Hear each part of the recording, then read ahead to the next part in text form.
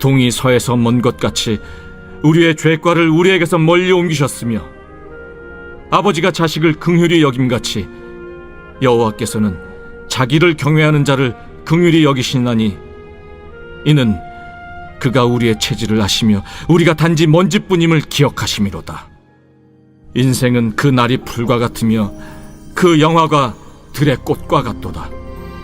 그것은 바람이 지나가면 없어지나니 그 있던 자리도 다시 알지 못하거니와, 여호와의 인자하심은 자기를 경외하는 자에게 영원부터 영원까지 이르며 그의 의인은 자손의 자손에게 이르리니, 곧 그의 언약을 지키고 그의 법도를 기억하여 행하는 자에게로다. 여호와께서 그의 보좌를 하늘에 세우시고 그의 왕권으로 만유를 다스리시도다. 능력이 있어 여호와의 말씀을 행하며 그의 말씀의 소리를 듣는 여호와의 전사들이여, 여호와를 송축하라. 그에게 수종들며 그의 뜻을 행하는 모든 천군이여, 여호와를 송축하라. 여호와의 지으심을 받고 그가 다스리시는 모든 곳에 있는 너희여, 여호와를 송축하라. 내 영혼아, 여호와를 송축하라.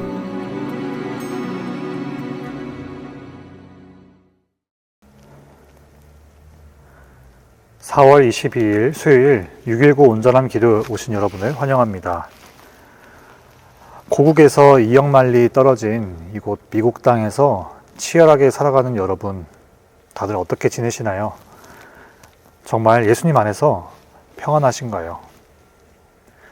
이민 생활을 하다 보면 정말 이제는 내가 아무것도 할 수 없겠다 싶은 절벽 끝에 설 때가 있습니다.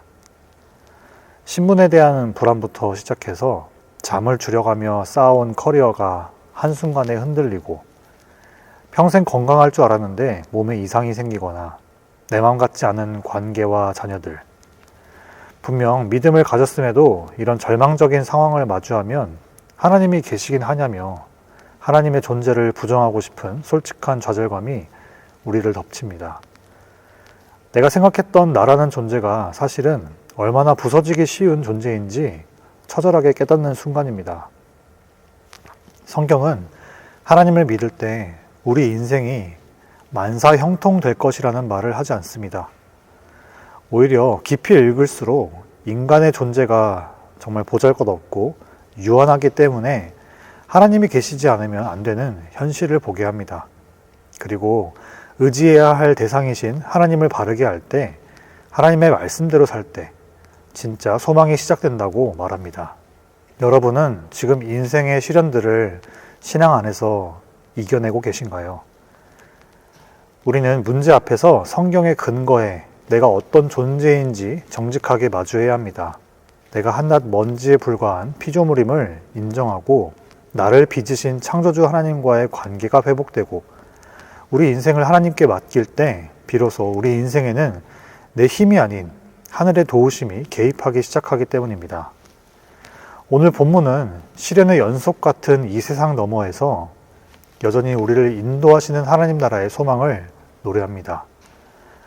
우리가 마주한 절망의 끝에서 어떻게 창조주의 긍휼이 우리를 다시 일으켜 세우는지, 그리고 그분이 약속하신 영원한 나라의 기쁨이 우리의 삶을 오늘 마지막 구절처럼 어떻게 여호와를 송축으로 바꿀 수 있는지 시편 103편의 말씀을 통해서 함께 나누고자 합니다. 시편 103편은 다윗의 시입니다. 이스라엘 역사상 가장 강력한 왕조를 세웠던 다윗. 그의 시대는 주변 국가들조차 하나님이 선택하신 나라라 영원하겠구나 라고 인정할 만큼 튼튼한 성벽 같았습니다. 하지만 그 견고해 보이던 성벽도 한순간에 박살이 났습니다. 이스라엘은 나라를 잃고 바벨론의 차가운 먼지 구덩이에 앉게 되었습니다. 그 절망 속에서 그들은 우리와 똑같은 질문을 던집니다. 이제 누구를 믿어야 합니까? 우리 왕은 어디 있습니까? 시편 저자는 그 무너진 성벽 위에서 외쳤습니다. 땅의 왕을 보지 말고 영원한 하늘의 왕을 바라보아라. 그리고 12절과 13절을 통해서 우리 인생에 기댈 수 있는 유일한 소망을 선포합니다. 동이 서에서 먼 것 같이 우리 죄과를 우리에게서 멀리 옮기셨으며 아버지가 자식을 긍휼히 여김같이 여호와께서 자기를 경외하는 자를 긍휼히 여기시나니. 이 긍휼은 히브리어로 라함이라고 하는데, 이 라함은 어머니의 태와 같은 본능적이고 깊은 사랑을 뜻합니다. 저자가 이 비참한 현실을 피하지 않고 정면으로 마주할 수 있었던 그 이유는 하나님의 긍휼을 절대적으로 신뢰했기 때문입니다. 그리고 14절에서 우리가 왜 이 긍휼을 바랄 수밖에 없는지 그 근거를 냉정하고 따뜻하게 정의합니다. 이는 그가 우리의 체질을 아시며 우리가 단지 먼지뿐임을 기억하심이로다. 이것은 비하가 아니라 우리를 살리는 선포입니다. 창세기 3장에서 인간이 빚어지던 그 순간을 기억하며 고백하는 것입니다. 하나님, 저는 먼지입니다. 하나님께서 제 코에 숨을 불어넣어 주셔야 존재하고 하나님의 숨을 거두시면 흙으로 돌아갈 수밖에 없는 가벼운 인생입니다. 여러분, 바로 이 고백이 성경이 말하는 회개의 본질입니다. 회개는 단순히 윤리적인 반성이 아닙니다.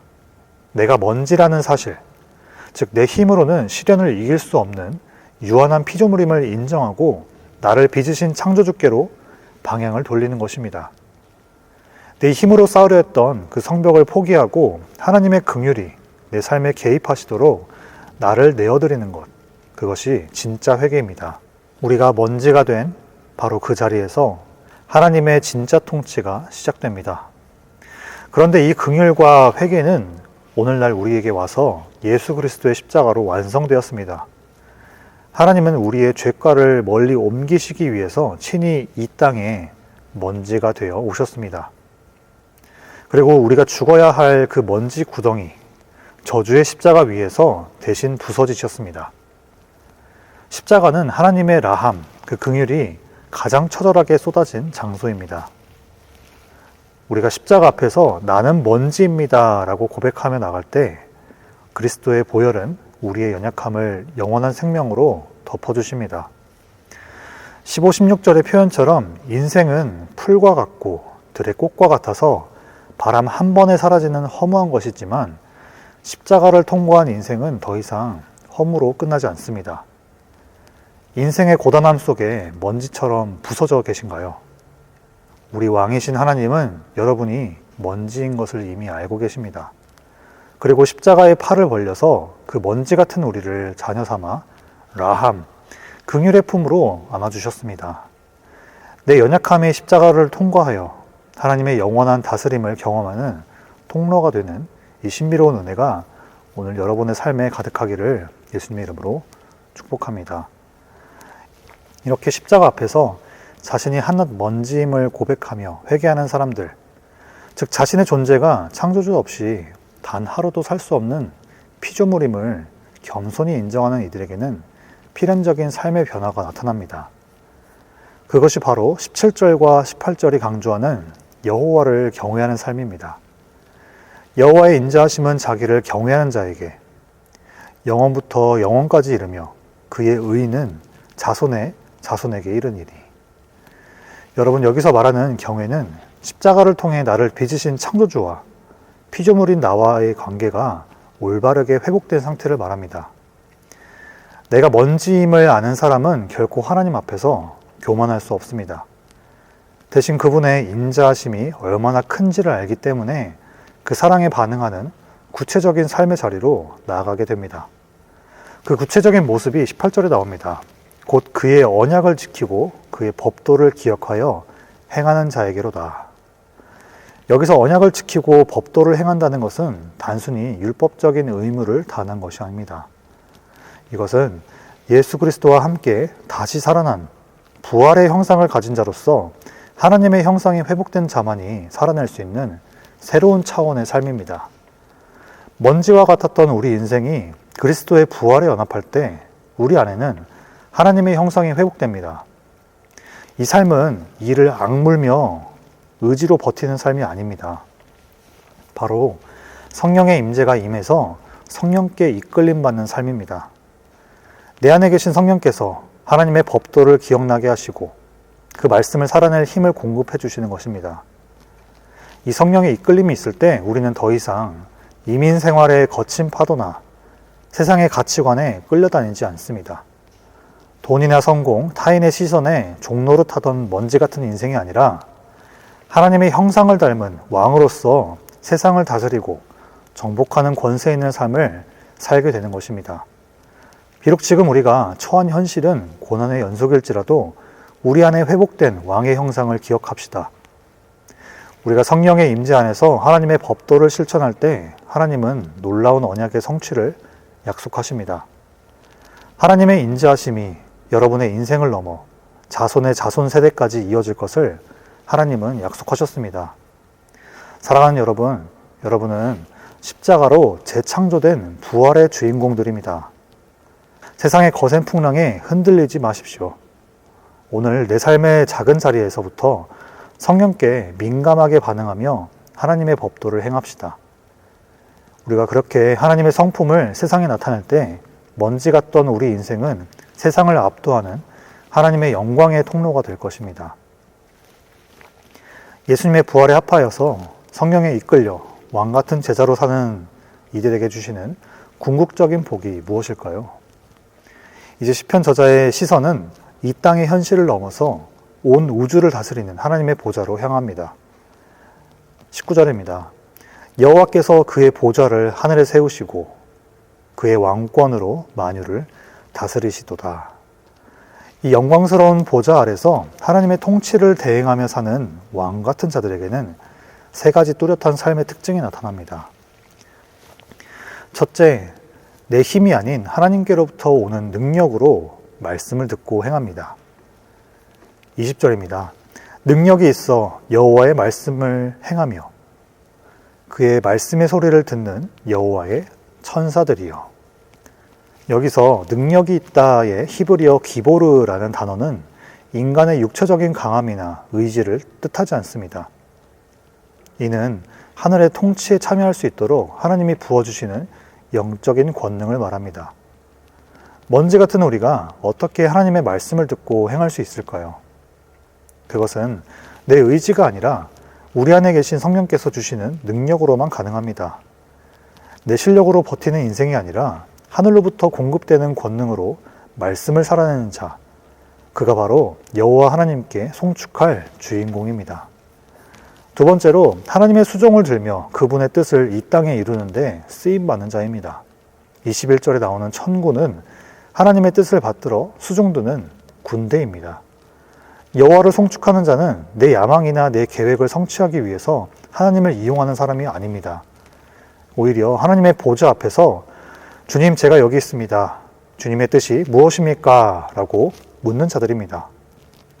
하나님의 뜻을 따라 세상에 이끌려 사는 노예가 아니라 만왕의 왕이신 하나님의 뜻을 이 땅에 실현하는 하늘의 대사로서 사는 것, 이것이 부활의 형상을 입고 성령의 임재가 있는 자들에게만 하나님께서 주시는 놀라운 특권입니다.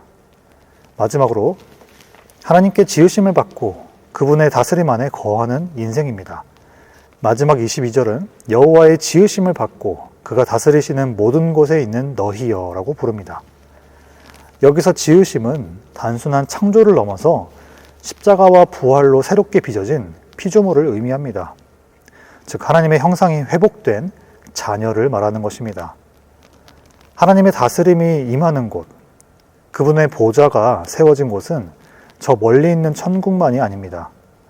바로 하나님의 통치를 인정하는 여러분의 마음, 여러분의 가정, 여러분의 일터입니다. 내가 서 있는 그곳을 하나님의 성전으로 만들어가는 자, 그가 진정으로 여호와를 송축하는 자입니다. 말씀을 맺겠습니다. 오늘 우리는 시편 103편 말씀을 통해서 우리 인생의 가장 밑바닥인 먼지에서 시작해서 온 우주를 다스리는 하나님의 보좌의 모습을 묵상했습니다. 우리가 하나님을 송축할 수 있는 이유는 우리 삶에 고난이 없기 때문이 아닙니다. 이민 생활의 거친 바람이 멈췄기 때문도 아닙니다. 오히려 내가 먼지라는 사실을 정직하게 인정했기 때문에 나를 빚으신 창조주의 라함, 긍휼을 만날 수 있었고 그 긍휼이 십자가에서 어떻게 완성되었는지를 보았기 때문입니다. 시편 저자는 오늘 우리에게 묻습니다. 당신의 왕은 누구입니까? 당신은 지금 어디에 서 있습니까? 여러분, 이제 다시 치열한 삶의 현장으로 돌아갈 때 오늘 우리가 회복한 이 송축하는 자의 자격을 잊지 마시기 바랍니다. 먼저 내가 뭔지임을 기억하면서 하나님 앞에서 겸손한 신앙을 갖기 바랍니다. 두 번째로 하나님의 긍휼을 신뢰하여서 하나님 앞에서 다시 일어서길 바랍니다. 마지막으로 성령의 능력으로 내 삶의 자리에서 하나님의 법도를 행할 때 우리는 세상에 이리저리 휩쓸리는 먼지가 아니라 세상을 축복하는 왕으로 살 수 있다는 것을 잊지 맙시다. 내 영혼아 여호와를 송축하라. 이 고백이 여러분의 입술에서 떠나지 않기를 바랍니다. 현실은 여전히 시련의 연속 같고 때로는 우리를 주저앉히려 하겠지만 그 상황 너머에 계신 영원한 하늘에 계신 왕의 보좌를 바라봅시다. 그 보좌는 결코 흔들리지 않습니다. 그 보좌가 여러분의 심령에, 여러분의 가정에, 여러분의 일터에 이미 임해 있습니다. 그러므로 이제 당당하게 선포합시다. 나의 상황이 어떠하든, 내 몸이 연약하든, 내 계획이 뜻대로 되지 않든 우리 왕이신 하나님은 여전히 선하시며 그분의 인자하심은 영원합니다. 내 영혼아 여호와를 송축하라. 그리하여서 여러분이 밟는 모든 땅에 하늘의 보좌가 임해서 하나님의 통치가 임하는 자리가 되고 우리에게 생명을 주시려 부활하신 예수 그리스도를 자랑하고 선포하는 오늘 하루 되시기를 예수님의 이름으로 간절히 축복합니다. 같이 기도하시겠습니다. 은혜와 진리가 충만하신 주님, 오늘 시편 저자의 고백을 통해 우리의 존재를 알게 하시고 우리가 의지할 분 하나님밖에 없다는 것을 다시 기억하게 하심에 감사합니다. 오늘도 연약한 우리에게 믿음 허락하셔서 부활의 능력에 힘입어 하나님을 증거하는 삶을 살게 하시고 일평생에 여호와의 얼굴을 구하며 예수님을 증거하는 삶의 기쁨으로 참여하도록 인도하여 주시옵소서. 하나님의 의와 인자하심을 바라는 모든 이들에게 영원부터 영원까지 함께 하실 하나님을 송축하오며 이 모든 말씀 살아계신 예수님의 이름으로 기도드립니다. 아멘. 하늘에 계신 우리 아버지여, 이름이 거룩히 여김을 받으시오며 나라가 임하시오며 뜻이 하늘에서 이루어진 것 같이 땅에서도 이루어지이다. 오늘 우리에게 일용할 양식을 주시옵고 우리가 우리에게 죄진 자를 사하여 준 것 같이 우리의 죄를 사하여 주시옵고 우리를 시험에 들게 하지 마시옵고 다만 악에서 구하시옵소서. 나라와 권세와 영광이 아버지께 영원히 있사옵나이다. 아멘.